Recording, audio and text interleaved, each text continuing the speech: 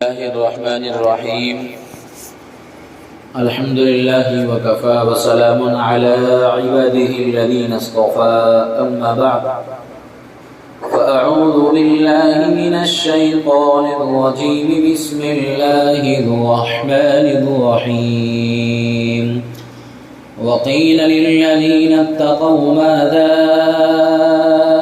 أنزل ربكم قالوا خيرا للذين أحسنوا في هذه الدنيا حسنة ولدار الآخرة خير ولنعم دار المتقين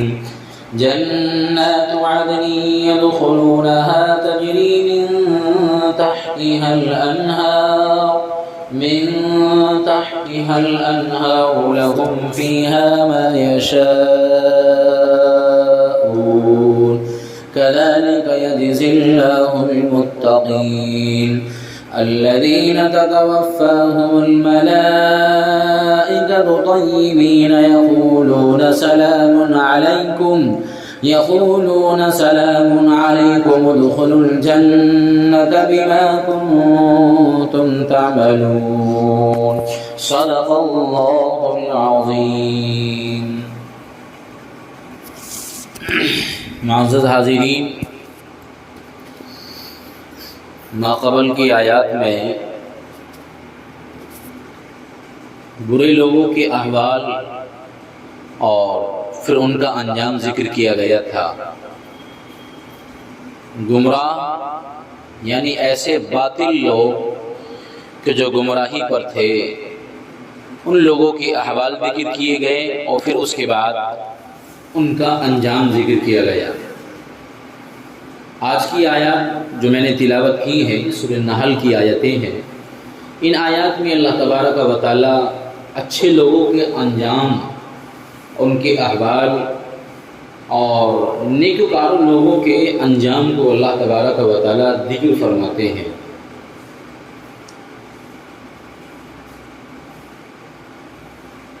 برے لوگوں کا انجام برا ہے اور برے لوگوں کے احوال کے ساتھ ساتھ ان کا انجام بہت برا ہوتا ہے. اور جو متقی لوگ رہتے ہیں، اللہ کو ایک ماننے والے، اللہ سے ڈر کر زندگی گزارنے والے، ان کا انجام شاندار ہوتا ہے. اور یہ قرآن کریم کا اسلوب ہے کہ قرآن کریم ہمیشہ برے لوگوں کے انجام کے بعد وہ اچھے لوگوں کا اچھا انجام بیان کرتا ہے. اس کے کئی مقاصد ہیں جو مفسرین نے لکھے ہیں کہ اس کا کیا مقصد ہے. فرمایا اس میں ایک تو مقصد یہ ہے کہ برے لوگوں کے انجام کو ذکر کرنے کے بعد جو اللہ تبارک و تعالی اچھے لوگوں کا اور متقی لوگوں کا انجام ذکر فرماتے ہیں. پہلی وجہ یہ کہ اہل باطل یعنی گمراہ لوگوں کے اعمال کی برائی کو واضح کرنا ہوتا ہے اور ان کے انجام کی جو خرابی ہوتی ہے اس کو ذہن میں لانا، ذہن نشی کرنا. اس لیے کہ برائیاں ہمیشہ اچھائیوں سے سمجھی جاتی ہیں، پہچانی جاتی ہیں. کسی جگہ پر آپ دیکھیں کہ بہت سارے لوگ ایسے ہیں جو گناہگار ہیں اور کسی گناہ کے گرویدہ ہو گئے ہیں، تو آپ گناہ کا تصور ختم ہو جاتا ہے ان کی نظر سے، بلکہ وہ ایک فیشن کا رتبہ اختیار کر لیتا ہے، فیشن بن جاتا ہے، گناہ اس کو تصور نہیں کرتے ہیں. تو اسی لیے قرآن کریم باطل کی برائیاں اور گمراہ لوگوں کی جو برائیاں ہیں ان کو ذکر کرنے کے بعد اچھے لوگوں کی احوال ذکر کرتے ہیں تاکہ یہ لوگ غور و فکر کریں اور پھر آپس میں تقابل کریں، موازنہ کریں کہ ہاں جس کام کو ہم کر رہے ہیں یہ بہتر ہے یا اب جو اللہ تبارک و تعالی ذکر فرما رہے ہیں متقی لوگوں کے احوال اور ان کا انجام یہ بہتر ہے. تو سمجھ پیدا کرانے کے لیے اللہ تبارک و تعالی برے لوگوں کے انجام کے بعد اچھے لوگوں کا انجام ذکر فرماتے ہیں. اسی طرح تکلیفیں ہیں، اذیتیں ہیں، پریشانیاں ہیں، یہ کب معلوم ہوتی ہیں؟ راحت اور نعمت کے مقابلے میں معلوم ہوتی ہیں. وہی درد کو سمجھتا ہے کہ جو پریشانیوں سے نکل کر آتا ہے اور نعمتیں سے نکل کر آتا ہے، پھر اس کے سامنے ذرا کلفتیں آ جائیں، کچھ اذیتیں، تکلیفیں آ جائیں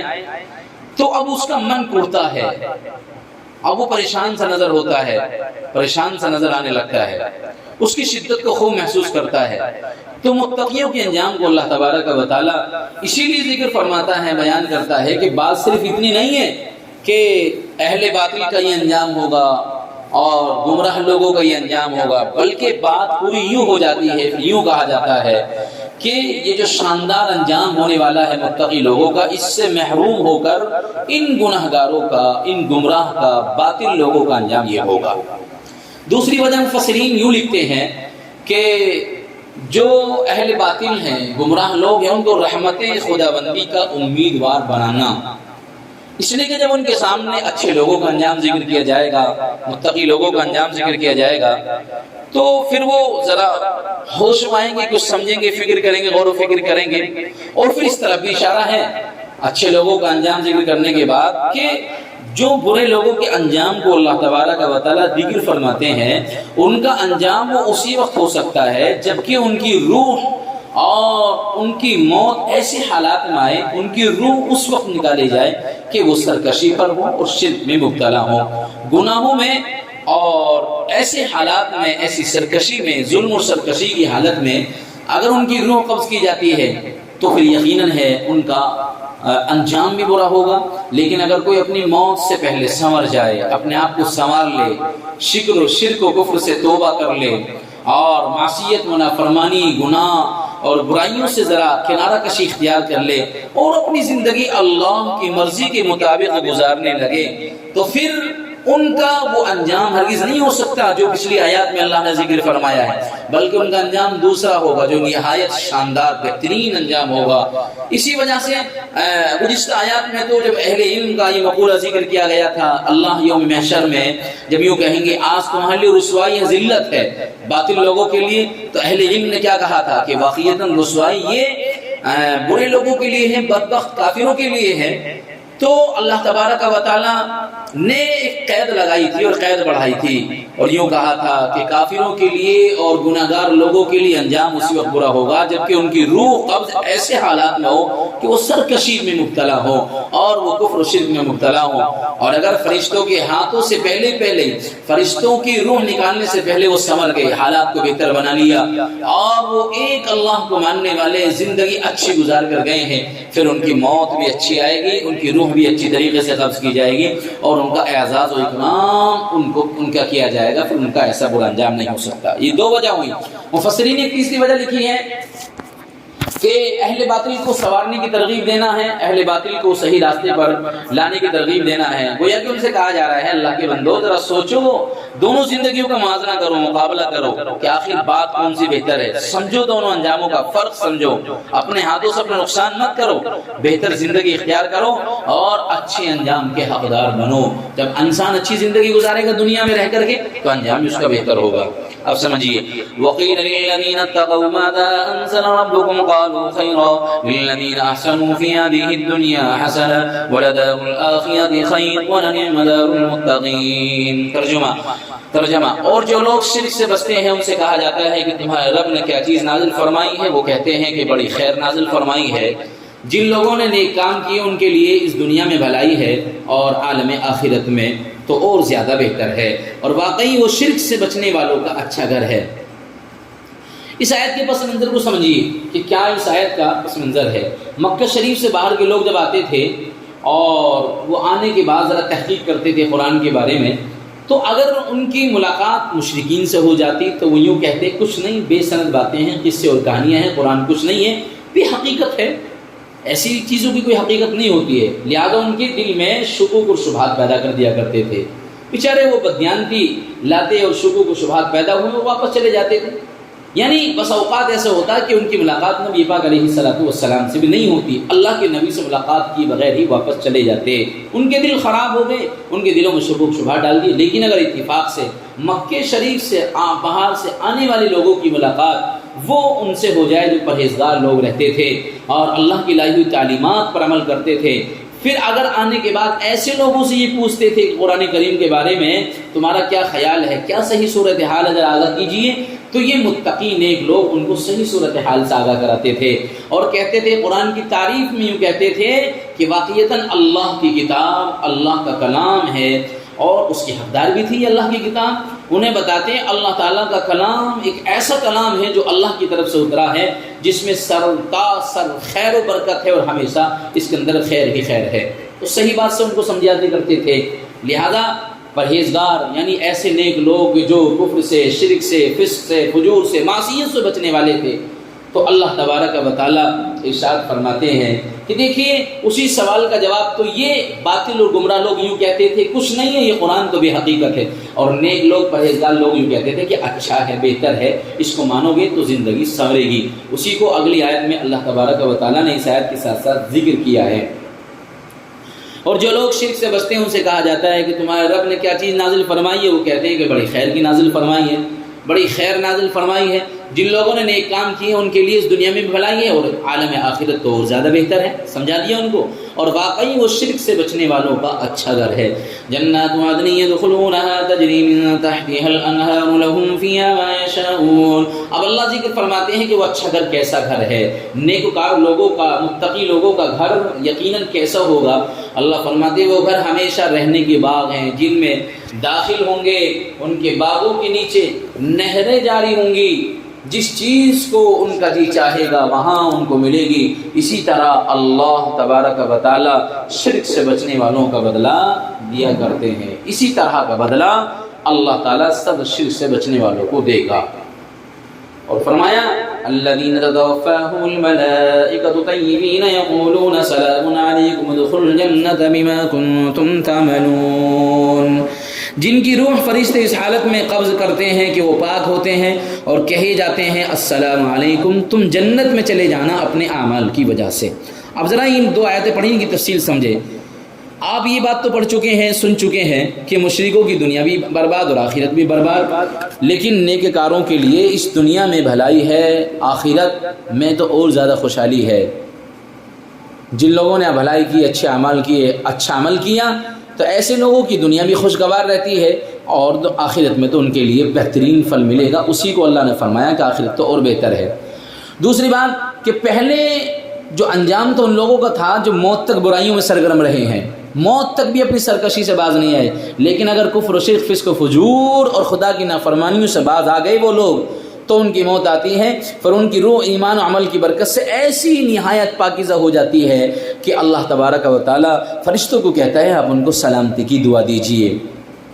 ایک بات یہ کہ پہلے گروہ کی جو ذلت اور رسوائی تھی اور ذلت اور ان کے اوپر عذاب تھا وہ ان لوگوں کی ان کی برائیوں کی وجہ سے تھا، لیکن جو نیک اعمال کر کے گئے موت کے ساتھ ہی اللہ تبارک و تعالیٰ کی سلامتی ان کو آنی شروع ہو جاتی ہے۔ اور اسی طرح پہلے گروہ جو باطل تھا، گمراہ تھا، اس کو کہا گیا کہ جہنم کے دروازوں میں چلے جاؤ، ہمیشہ ہمیشہ رہو گے، لیکن جنت کے کام کرنے والوں کو، نیککاروں کو کہا جائے گا کہ تمہارا بدلہ جنت ہے،